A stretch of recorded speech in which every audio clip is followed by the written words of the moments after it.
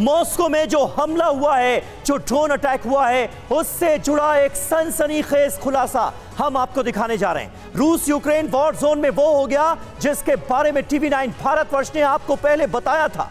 War में वो हो गया जिसके बाद अब कुछ भी हो सकता है। जी हां, भीषण जंग के बीच ज़ेलेंस्की ने अब वो गलती कर दी है जिसका पुतिन किस तरह से इंतकाम लेंगे कोई जानता नहीं।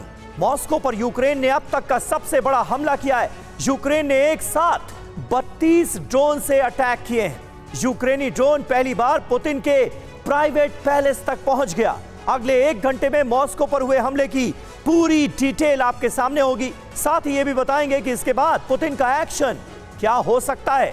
हम आपको यह भी बताएंगे कि सीधे मॉस्को पर इतने बड़े अटैक के मायने क्या हैं।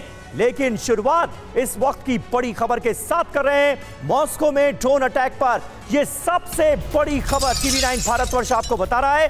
पुतिन के प्राइवेट पैलेस तक पहुंच चुका था एक ड्रोन। जी हां, पैलेस से 10 किलोमीटर दूर इस ड्रोन को मार गिराया गया। सिर्फ 10 किलोमीटर दूर। ध्यान दीजिए, पंतशीर एस एयर डिफेंस सिस्टम ने इस ड्रोन को किया है नष्ट। तो देखिए, पुतिन के प्राइवेट पैलेस तक अब यूक्रेन किस तरह से पहुंचने की कर रहा है कोशिश, उसका एक बड़ा उदाहरण आज देखने को मिला है। क्योंकि ड्रोन अटैक कर सीधे निशाना बनाने की कोशिश पुतिन के प्राइवेट पैलेस को। आपको याद होगा जब क्रेमलिन पर ड्रोन अटैक हुआ था, उस वक्त यह जानकारी सामने आई थी कि क्रेमलिन में पुतिन नहीं है बल्कि वो अपने प्राइवेट पैलेस में है। अब उस प्राइवेट पैलेस को बनाया गया है निशाना यूक्रेनी ड्रोन की तरफ से। तो टीवी 9 भारतवर्ष पर इस वक्त ग्लोबल एक्सक्लूसिव खबर आपके सामने है। पुतिन के प्राइवेट पैलेस के पास यूक्रेनी ड्रोन देखा गया और सिर्फ 10 किलोमीटर दूर इस ड्रोन को नेस्तनाबूद कर दिया गया। किस तरह से वो आपके सामने है। तो ये हैरान कर देने वाली खबर, क्योंकि ऐसा हो सकता है, ऐसा मुमकिन है, ये रूस के नागरिकों ने भी सोचा नहीं होगा, व्लादिमीर पुतिन ने भी सोचा नहीं होगा कि यूक्रेनी ड्रोन उनके प्राइवेट पैलेस तक पहुंच जाएगा। लेकिन ऐसा हो गया।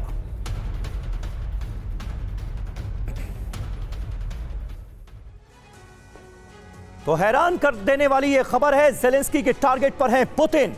यूक्रेन ने रची पुतिन की हत्या की सबसे बड़ी साजिश। पुतिन के प्राइवेट पैलेस के पास, उनके निजी महल के पास पहुंचा यूक्रेनी ड्रोन। ड्रोन को देखते ही एक्टिव हुआ Pantsir S air defence system. Pantsir S ने यूक्रेनी ड्रोन को हवा में ही नष्ट कर दिया, मार गिराया।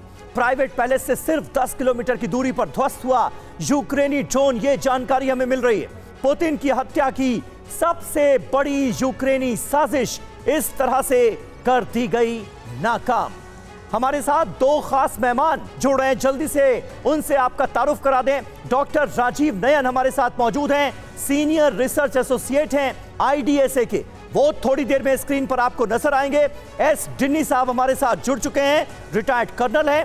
कर्नल डिन्नी, किस तरह से आप देखते हैं, क्योंकि ये तो वो हो गया जिसके बारे में किसी ने कल्पना नहीं की थी। प्राइवेट पैलेस से सिर्फ 10 किलोमीटर की दूरी पर इस यूक्रेनी ड्रोन को नष्ट किया गया है, यानी सीधे सीधे निशाना एक बार फिर व्लादिमीर पुतिन। जी समीर जी, इसको मैं ऐसे मानता हूं कि देखिए, जिस तरह से ये जब युद्ध शुरू हुआ तो रशिया इस तरह के टैक्टिक्स कर रहे थे यूक्रेन के ऊपर, चाहे वो कीव के ऊपर हो, कीव के पैलेस के ऊपर हो, ड्रोन अटैक और जो नॉन काइनेटिक मीन्स की तरफ से जो अटैक करते थे, उस तरह का एक चीज देखा था। लेकिन आज जब 470 दिन के आसपास हो गए हैं इस युद्ध के, यूक्रेन ने उसी स्ट्रैटेजी को रशिया के ऊपर करना शुरू कर दिया। अब आप देख रहे हैं कि रशिया के अंदर ड्रोन अटैक्स हो रहे हैं। मॉस्को के हमने देखा था, क्रेमलिन पे किस तरह से अटैक हुआ था। अब व्लादिमीर पुतिन की जो पैलेस है उस पर अटैक हो रहा है। तो ये रिवर्स ऑफ स्ट्रैटेजी हो रहा है, जबकि होना उल्टा चाहिए था कि अब तक रशिया ने बिल्कुल पूरे तरह से काबू करना चाहिए था। लेकिन जिस तरह से वेस्ट सपोर्ट दे रही है यूक्रेन को, और अंदर ही रशिया के अंदर काफी सारे इनके एसेट्स हैं जो कि इस तरह के एक्शंस करने में अब यूक्रेन की मदद कर रहा है। और ये बहुत सीरियस चीज़ है, क्योंकि जब हमने देखा कि इस तरह का अटैक हुए हैं, व्लादिमीर पुतिन ने बहुत जबरदस्त तरीके से उसका बदला लिया है।